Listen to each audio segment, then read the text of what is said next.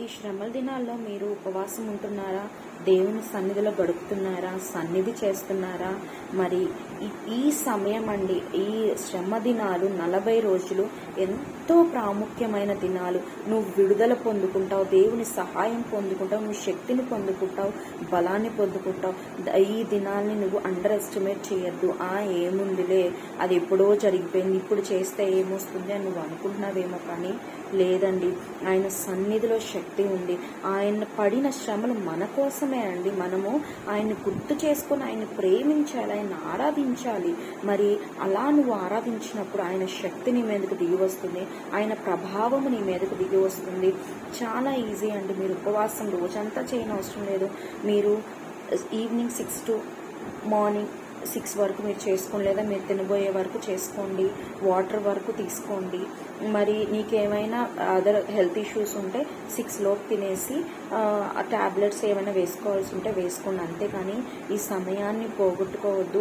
నీకు ఎటువంటి అనారోగ్య సమస్య ఉన్నా, దేవా నువ్వు పొందిన గాయముల చేత నాకు స్వస్థత కలుగుజేయని చెప్పేసి నువ్వు ఈ ప్రార్థనలో వేడుకోండి.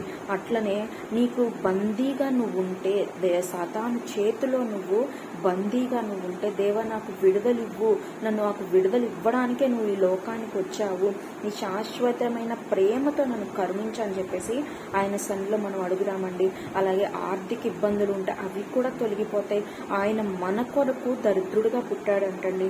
మనము మంచిగా ఉండడానికి, మనం సమృద్ధి కలిగి ఉండడానికి దేవుడు ఈ లోకానికి దిగి వచ్చాడు. మరి ఎన్నో అంశాలు, మరి మీ ప్రాబ్లమ్స్ నాకైతే తెలియదు, లేదా మీరు పడుతున్న బాధలు వేదనలో నాకైతే తెలియదు, కానీ ప్రతి ఒక్కదానికి విడుదల వస్తుంది, బాధలో నెమ్మది కలుగుతుంది. కనుక 40 days నువ్వు దేవుని సన్నిధిలో గడిపి చూడు, దేవుడు నీకు సహాయం చేస్తాడు. ఒకవేళ నీకున్న ఇబ్బందులను బట్టి నువ్వు ఫాస్టింగ్ చేయలేకపోయినా నువ్వు ప్రేయర్స్లో పాల్గొని, ఆ సన్నిధిలో, ఆ లెంట్ ప్రేయర్స్లో నువ్వు పాల్గొంటే దానివల్ల కూడా దేవుడు నిన్ను ఆశీర్వదించి గొప్ప చేస్తాడు. ఆమేన్.